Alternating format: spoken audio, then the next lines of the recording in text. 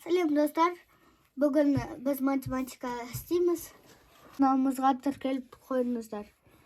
Бізге білу және түсіну деді. Біз оны бірінші есеп және екінші есеп деп жазамыз. Мына жақта 80-ші бет және 1-2 тапсы есеп. Мына жақта 2-ні 0-ге көбейткенде бәрібір 0 шығады. 5-ті 5-ге бөлгенде 1, 3-ті 1-ге көбейткенде 3, 0-ді 9-ға көбейткенде 0, 9-да 1-ті бөлгенде 9, 6-ны 0-ге көбейткенде 0. Екінші есеп. Мына жақта болады 50 метр квадрат.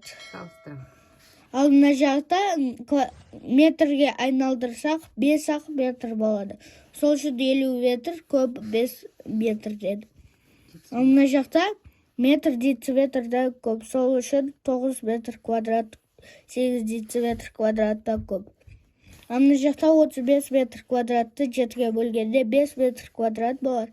Бірақ метр сантиметрді үлкен, сол үшін 5 метр квадрат 6 сантиметр квадраттан да. Мына жақта бізде 265 метр квадрат, ал мына жақта 250 метр квадрат. 265 метр квадрат. Үлкен 250 метр квадраттан. Достар, бүгінгі сабағымыз аяқталды. Видеоны лайк басып, каналға тіркеліп қойыңыздар.